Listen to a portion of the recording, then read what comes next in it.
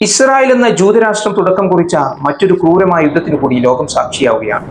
ഈ ഒരു സന്ദർഭത്തിൽ വിശുദ്ധ ഖുർആനിൽ യഹൂദരുമായി ബന്ധപ്പെട്ട് അവതരിപ്പിക്കപ്പെട്ട ചില വചനങ്ങളെ നമുക്കൊന്ന് പരിശോധിച്ചു നോക്കാം. പ്രവാചകൻ മുഹമ്മദ് നബി സല്ലല്ലാഹു അലൈഹി വസല്ലം ജീവിച്ചിരിക്കെ മദീനയിൽ ജീവിച്ചിരുന്ന യഹൂദരെ കുറിച്ചും അവരെ സപ്പോർട്ട് ചെയ്തിരുന്ന മുനാഫിക്കുകളായ കപടവിശ്വാസികളായ ആളുകളെ കുറിച്ചും അവതീർണമായ വചനങ്ങളാണിവ. ഇന്നും പ്രസക്തമാണെന്ന് തോന്നുന്ന ചില വചനങ്ങൾ. അതിനാദ്യത്തെ വചനം സൂറത്തുൽ മാഇദയിലെ 62-ാമത്തെ വചനമാണ്. പ്രവാചകൻ സല്ലല്ലാഹു അലൈഹി വസല്ലമയെ അഭിമുഖീകരിച്ച് പറയുന്ന ആ വചനം ഇങ്ങനെയാണ്: വതറാ കസീറൻ മിൻഹും, അവരിൽ അധിക പേരെയും നിനക്ക് കാണാം, യുസാരിഊന ഫിൽ ഇസ്മി വൽ ഉദ്വാനി വഅക്ലിഹിമുസ് സുഹ്ത്, പാപകൃത്യങ്ങളിലും അതിക്രമത്തിലും നിഷിദ്ധ സമ്പാദ്യം ഭക്ഷിക്കുന്നതിലും മത്സരിച്ച് മുന്നേറുന്നതായിട്ട്. ലബീസ മാ കാനൂ യഅമലൂൻ, അവർ പ്രവർത്തിച്ചു കൊണ്ടിരിക്കുന്നത് എത്ര ചീത്തയായ കാര്യങ്ങളാണ്.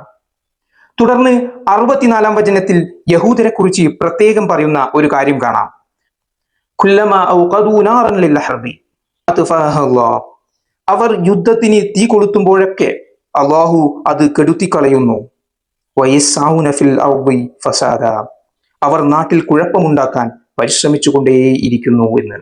വല്ലാഹു ലാ യുഹിബ്ബുൽ മുഫ്സിദീൻ, അള്ളാഹു കുഴപ്പക്കാരെ ഇഷ്ടപ്പെടുന്നില്ല എന്ന് ആ വചനത്തിൽ പഠിപ്പിക്കുന്നുണ്ട്. തുടർന്ന് ഇതേ സൂറത്തിന്റെ 78-ാം വചനത്തിൽ വിശുദ്ധ ഖുർആൻ മറ്റൊരു കാര്യം കൂടി പഠിപ്പിക്കുന്നുണ്ട്.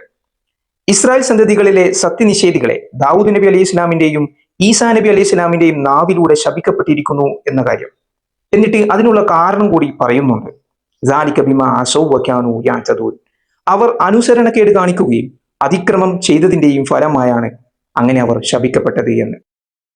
എന്നിട്ട് അവർക്കുണ്ടായിരുന്ന ഒരു പ്രത്യേകത കൂടി തുടർന്ന് ഖുർആൻ പറയുന്നുണ്ട്.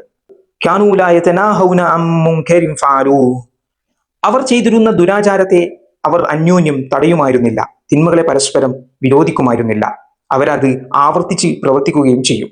ലബീസ മാ കാനൂ യഫഅലൂൻ, അവർ പ്രവർത്തിച്ചു കൊണ്ടിരിക്കുന്നത് എത്ര ചീത്തയായ കാര്യങ്ങളാണ്.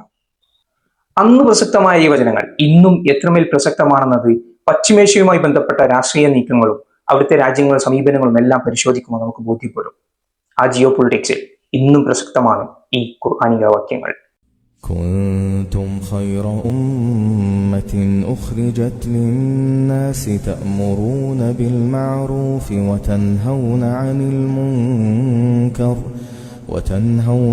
المنكر وتؤمنون بالله ولو آمن أهل الكتاب لكان خيرا لهم منهم المؤمنون وأكثرهم الفاسقون لن يضروكم إلا أذى وإن يقاتلوكم يولوكم الأدبار ثم لا ينصرون.